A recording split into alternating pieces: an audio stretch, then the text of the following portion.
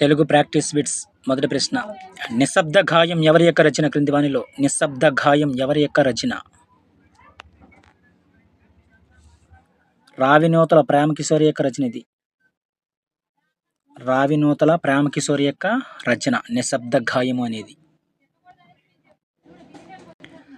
తర్వాత ప్రశ్న, పరాగభూమి ఎవరి యొక్క రచన క్రింది వానిలో? పరాగభూమి ఎవరి యొక్క రచన? కలువు కొలను సదానంద యొక్క రచన ఇది. కలువు కొలను సదానంద యొక్క రచన పరాగభూమి అనేది.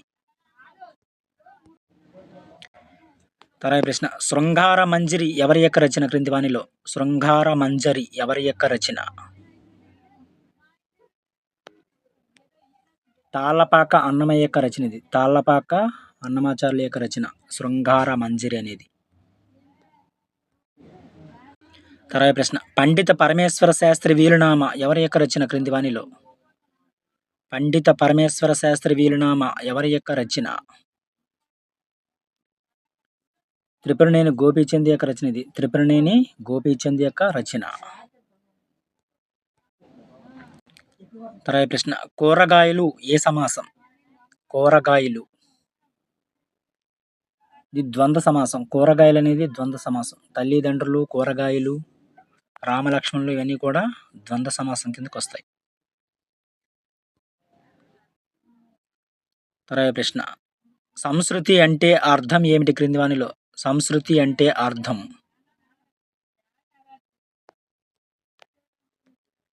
సంసారం.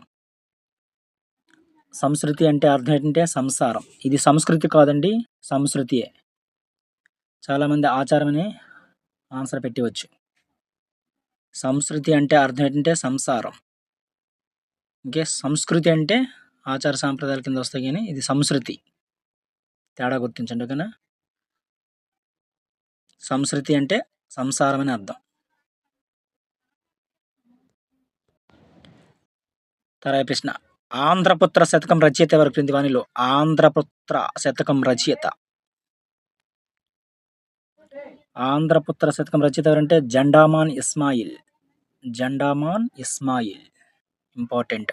ఆంధ్రపుత్ర శతకం రచయిత ఎవరంటే జెండామాన్ ఇస్మాయిల్. తర్వాత ప్రశ్న, హితోక్తి శతకం రచయిత.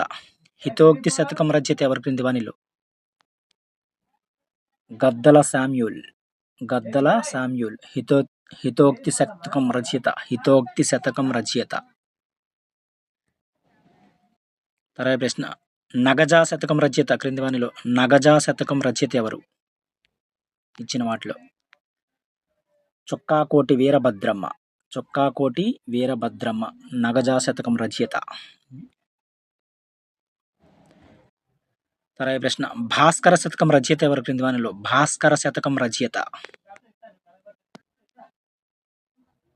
మారద వెంకయ్య. భాస్కర శతకం రచయిత ఎవరంటే మారద వెంకయ్య. తర్వాత ప్రశ్న, కుమార శతకం రచయిత ఎవరు? కుమార శతకం రచయిత పక్కి అప్పల నరసయ్య. కుమార శతకం రచయిత ఎవరంటే పక్కి అప్పల నరసయ్య. తర్వాత ప్రశ్న, కాళికాంబ సప్తశతి శతకం రచయిత ఎవరు? కాళికాంబ సప్తశతి శతకం రచయిత పోతులూరి వీరబ్రహ్మం గారు. పోతులూరి వీరబ్రహ్మం. కాళికాంబ సప్తశతి శతకం రచయిత ఎవరంటే పోతులూరి వీరబ్రహ్మం. తర్వాత ప్రశ్న, భాగవతం శతకం రచయిత. భాగవతం శతకం రచయిత ఎవరు క్రింది వానిలో? భాగవతం పోతన.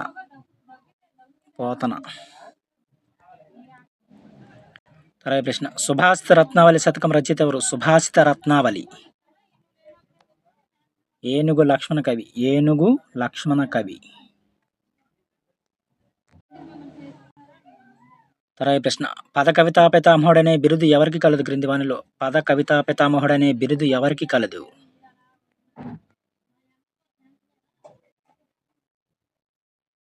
తాళ్లపాక అన్నమాచార్యులకి కలదు. పద కవితా పితామహుడనే బిరుదు తాళ్లపాక అన్నమాచార్యులకి. తర్వాత ప్రశ్న, సహజ కవి అనే బిరుదు ఎవరికి కలదు క్రింది వానిలో? సహజ కవి అనే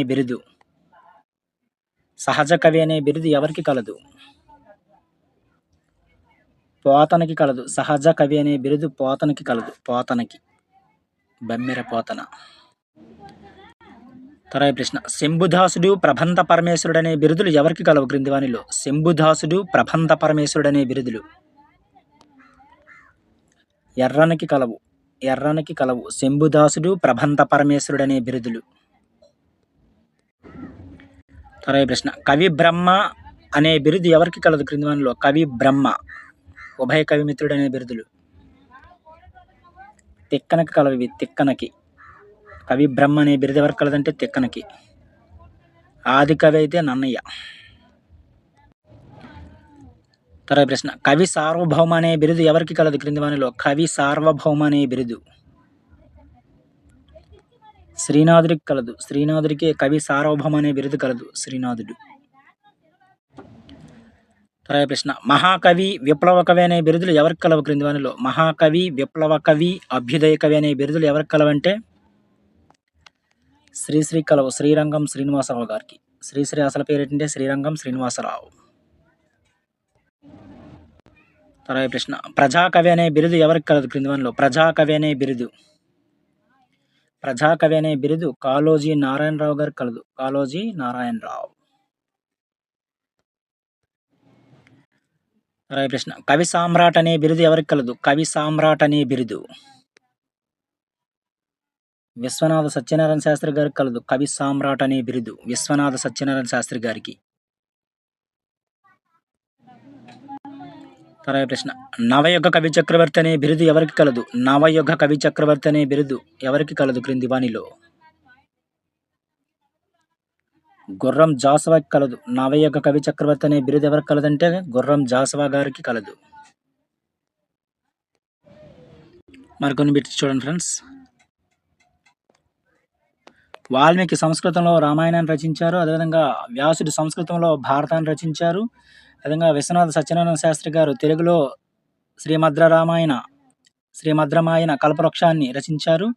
ఎర్రన్న తెలుగులో హరివంశాన్ని రచించారు. అదేవిధంగా పోతన తెలుగులో భాగవతాన్ని రచించారు. ఇవి తెలుగుకి సంబంధించిన కొన్ని ముఖ్యమైన ప్రాక్టీస్ బిట్స్. మరిన్ని ప్రాక్టీస్ బిట్స్ కోసం మన ఛానల్ను సబ్స్క్రైబ్ చేసుకోండి ఫ్రెండ్స్. Thank you. ఈ బిట్స్ అనేవి టెక్స్ట్ బుక్ ఆధారంగా తయారు చేయడం జరిగింది. ఇలాంటి ప్రశ్నలు మరెన్నో మీకు కావాలంటే మన ఛానల్ని సబ్స్క్రైబ్ చేసుకోండి ఫ్రెండ్స్.